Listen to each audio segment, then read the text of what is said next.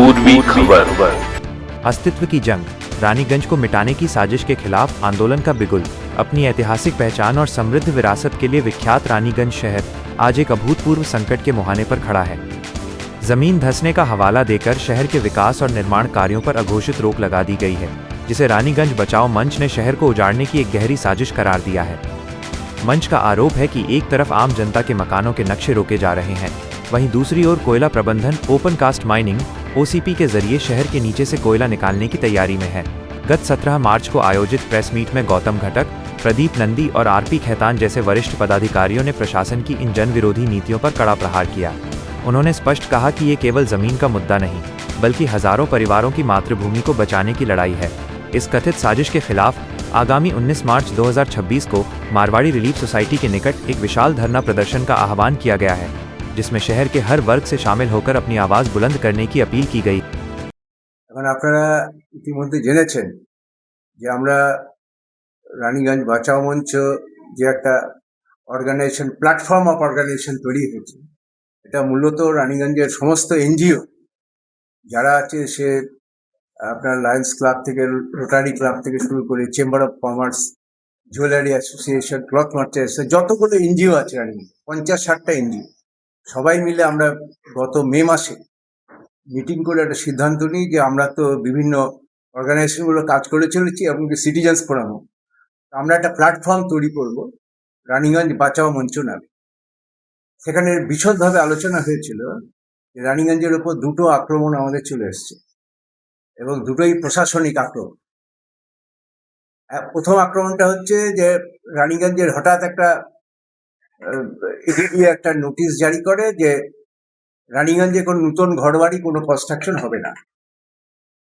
আর দ্বিতীয় আক্রমণ যেটা চলে আছে ইসিএল কর্তৃপক্ষ, ওসিপি রানীগঞ্জের চারপাশে ওসিপি করার জন্য তারা কন্ট্রাক্টর ডিপ্লয় করে।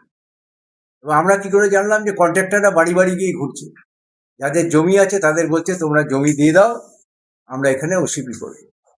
কিংবা ইসিএল এর কিছু নিজস্ব জমি আছে যেখানে লোকজন বসে আছে, তাদেরও উঠাবার জন্য বলছে।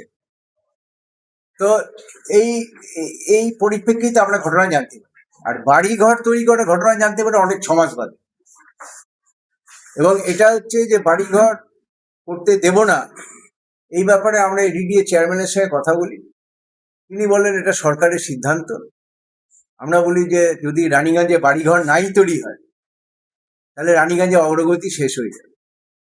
আর এদিকে যদি ইসিএল চারদিকে খোলে তাহলে রানীগঞ্জের যে জল, তার সমস্যা শুরু হয়ে যাবে, দূষণ বেড়ে যাবে এবং এটা হবে রানীগঞ্জের বাসীর পক্ষে রানীগঞ্জকে উৎখাত করার একটা দুটো বড় সিদ্ধান্ত।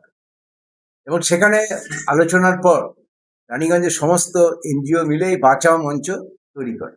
এবং এটা একটা নন পলিটিক্যাল একটা অর্গানাইজেশন, একটা প্ল্যাটফর্ম, এবং এই প্ল্যাটফর্ম থেকে আমরা প্রতিবাদ করব। ইতিমধ্যে আমরা রানীগঞ্জের শহরের বহু এলাকায় মিটিং করেছি। এদিকে কুমোরবাজার থেকে, হিলবস্তি থেকে, বিভিন্ন এলাকায় আমরা মিটিং করেছি। শয়ে শয়ে মানুষ সেই মিটিংয়ে এসছে এবং তারা আন্দোলনে সামিল হয়ে বলে তারা আশ্বাস দিয়েছে। এখন আমরা এরপরে আমরা আরো বিভিন্ন জায়গায় আমরা মিটিং করব। আমরা বিভিন্ন প্রশাসনিক আধিকারিকদের সঙ্গে দেখা করেছি, এডিডিএ, এমনকি আমাদের এমএলএ, আমাদের এমপি, আমাদের অন্যান্য জায়গা, বিভিন্ন যতগুলো আমাদের জনপ্রতিনিধি আছে তাদের সঙ্গে আমরা দেখা করেছি। তারা এমনকি এই যে নরেন চক্রবর্তী এমএলএর সঙ্গে আমরা পাণ্ডবেশ্বরকে দেখা করি এবং তারা প্রত্যেকেই আমাদের দাবির প্রতি মৌখিক সমর্থন জানিয়েছে। বলছে না না ঠিকই তো, যদি রানীগঞ্জে ওসিপি কেটে দেয় রানীগঞ্জ শেষ হয়ে যাবে, বাড়ি করতে না দিলে ধ্বংস হয়ে যাবে। এডিডিএ চেয়ারম্যান আমাদের জানিয়েছেন যে আমরা, এটা একটা সরকারি সিদ্ধান্ত হয়েছে, কোথা থেকে করলো আমরা জানি না, আমরা এনআইটি কে বলেছি দুর্গাপুর যে বোর্ড হোল করে দেখে যাতে এটা উইথড্র করা যায়, তার জন্য উনি একটা উদ্যোগ নিয়েছেন এবং উনি বলেছেন আশা করছেন উদ্যোগ নেন। এবং অন্যদিকে আমরা ইসিএল এর সিএমডির সঙ্গে দেখা করি এবং ইসিএল এর সিএমডিও আমাদের মৌখিক আশ্বাস দিলেও পরবর্তীকালে যে চিঠিপত্র আমরা পেয়েছি তাতে কিন্তু তারা কাজকর্ম চালিয়ে যাবে এরকম একটা আমরা পেয়েছি। কারণ ইসিএল আপনি জানেন যে সব পিট মাইনিং বন্ধ করে দিয়েছে।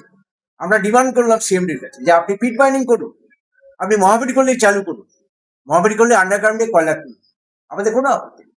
এবং কয়লা তুলে আপনি বাড়ি দিয়ে ভর্তি করে দিন, শহর ঠিক থাকবে, শহরের উপরে স্ট্রাকচার ঠিক থাকবে, এবং এখানকার জনপদ, ব্যবসা বাণিজ্য সব ঠিক থাকবে, কেউ ধ্বংস হবে না।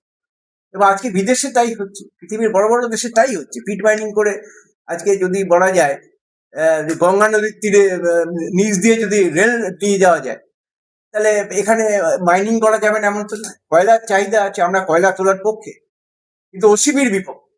আমরা সব জায়গায় কিন্তু ওসিবির বিরুদ্ধে আন্দোলন করবো, এটা আমরা সিদ্ধান্ত নিই। এমনকি রানীগঞ্জের যে আশেপাশে এলাকা, এগারা ফেগারা খুঁজছে, এটাও কিন্তু ভয়ানক ব্যাপার। আমাদের অভিজ্ঞতা কি বল, যে দুর্গাপুর থেকে বড়াপুর পর্যন্ত যতগুলো গ্রাম আছে, প্রত্যেকটা গ্রাম আজকে জল সংকটে ভুগছে। আজকে মেয়েরা বালতি নিয়ে, অমুক নিয়ে তারা রাস্তায় নেমেছে। আমরা প্রতিদিন দেখছি পেপারে, আপনারাই লিখছেন যে আজকে সাংঘাতিক অবস্থা, দূষণে টিকতে পারছে না, এত দূষণ। এবং যার ফলে এই বক্তানগরে গত বছর 15 জন লোক মারা গেছে দূষণের ফলে, বিভিন্ন রকম রোগ হয়ে গেছে।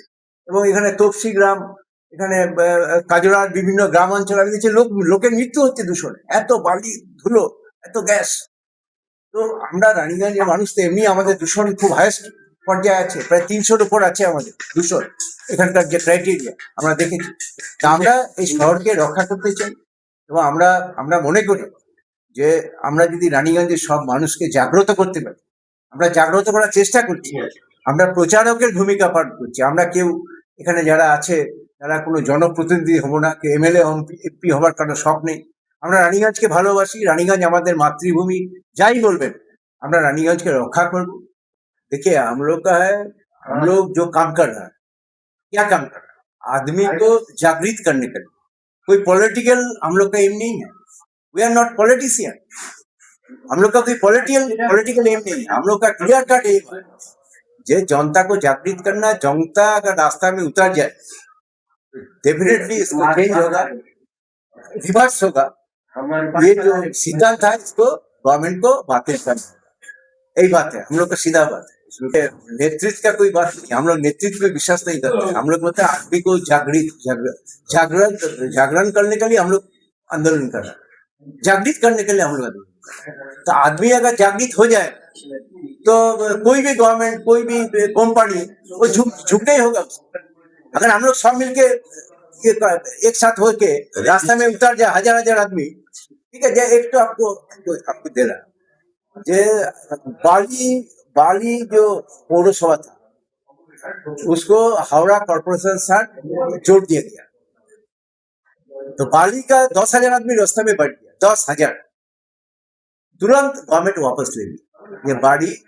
जैसे हम लोग क्या रानीगंज का कॉर्पोरेशन अटैच कर दिया, हम लोग भी आंदोलन किए थे। रानीगंज का आदमी सोचा था कि कॉर्पोरेशन के साथ होगा तो हमको रानीगंज में लाखों करोड़ रुपया आएगा। मगर अभी आदमी सोच रहा है नहीं, हम लोग गलती किया, रास्ता में नहीं। मगर बाली का आदमी वो अपना लड़के वो निकल गया। पौरसभा जो बाली पौरसभा अभी है, अगर हमारा शहर का आदमी अगर रास्ते में उतर जाएगा तो फैसला होगा। लीडरशिप का कोई बात नहीं, हम लोग क्यों बड़ा लीडर नहीं, हम लोग मामूली आदमी है। कोईतन साहब, प्रदीप बाबू, हम लोग विद्युत, हम लोग तो मामूली आदमी, हम लोग आदमी को जागृत करने के लिए कोशिश कर रहे हैं। कोई पॉलिटिकल पार्टी, पॉलिटिकल लीडर नहीं है। গৌতম ঘটক, জয়েন্ট কনভেনর, রানীগঞ্জ। সামনে অ্যাকচুয়ালি ধর্নায় বসছি, তার পিছনে কারণ কি? বৃহস্পতিবার পড়ছে, তার পিছনে একটাই কারণ, আমাদের রানীগঞ্জ বাঁচাও মঞ্চের পক্ষ থেকে আমরা একটা প্রতিবাদ স্বরূপ ওই ধর্নাতে বসার জন্য আমরা চিন্তা ভাবনা করেছি, সকাল 10টার থেকে দুপুর 1টা অবধি। তার পিছনে একটাই কারণ, সেটা হচ্ছে বিশেষ করে আমাদের ইসিএল কর্তৃপক্ষ, দ্যাট ইজ, আমি উল্টো দিক দিয়ে বলবো যে কেন্দ্র, that is Delhi government actually চাইছে আমাদের রানীগঞ্জ শহরের আশেপাশে ওসিপি খনন করে, আমাদিকে আর বলার দরকার নেই, ওসিপি খনন করলে অটোমেটিক্যালি আমাদের বিশেষ করে জলের কষ্ট হবে। সেই জলের কষ্টতে কাউকে বলবার দরকার হবে না। ভবিষ্যতে আজকে হোক, 2 বছর পরে হোক, 10 বছর পরে হোক, প্রত্যেকে নিজে নিজেই উঠে চলে যাবে রানীগঞ্জ থেকে। মানে রানীগঞ্জ ধ্বংস করার অ্যাকচুয়ালি একটা ভীষণভাবে চেষ্টা করছে অ্যাকচুয়ালি আমাদের কেন্দ্রীয় সরকার। সেই হিসেবে আমরা তার এগেনস্টেই ধর্নাতে বসেছি। আর আমাদের রানীগঞ্জ বাঁচাও মঞ্চের যিনি কনভেনার আমার পাশেই আছেন গৌতম ঘটক মহাশয় এবং ডাক্তার এস কে বাসু, উনি হয়তো আসতে পারেননি কোনো কারণে। যাই হোক, আমাদের মধ্যে যেহেতু গৌতমদা এখন এখানে আছেন বা আমাদের সব রানীগঞ্জের বিশিষ্ট প্রচুর মানুষ আমাদের বাঁচাও মঞ্চের পক্ষ থেকে এখানে বসে আছেন, যেমন রাজু খৈতান আমাদের রাজুদা বসে আছেন, আরো সব বলরামদা বসে আছেন, গৌতমদা আছেন, এদিকে বিদ্যুৎ আছে, অমরদা অলোকদা আছেন, বিদ্যুৎদা আছেন, ওদিকে আপনার দাদা আছেন। সবাই বুঝতেই পারছেন আমরা একটাই চাইছি যে আমাদের যে রানীগঞ্জে অ্যাকচুয়ালি এইসব নানা রকম করার জন্য, বিশেষ করে রানীগঞ্জ এই আসানসোল যে আমাদের বাড়িঘর করার জন্য পারমিশন শুদ্ধ দিচ্ছে না, তার এগেনস্টেও আমরা ধর্নাতে অ্যাকচুয়ালি বসে যাতে এই জিনিসটা ভবিষ্যতে না হয় সেটার জন্যই আমরা আপ্রাণ চেষ্টা করছি, বা সবাই মিলে একসঙ্গে জড়ো হওয়ার চেষ্টা করছি কি না এর এগেনস্টে আমরা যেন মুখ খুলতে পারি বা বলতে পারি। সেটা নিয়ে আমরা বারবার অনুরোধ করব কেন্দ্রীয় সরকারকে, আপনারাও অন্তত চিন্তা ভাবনা করুন, রানীগঞ্জ শহরকে বাঁচান। हमारे चैनल को लाइक शेयर सब्सक्राइब करना ना भूलें और बेल आइकन को दबाना ना भूलें और देखते रहें पूर्वी खबर। पूर्वी खबर, नजर सब पर।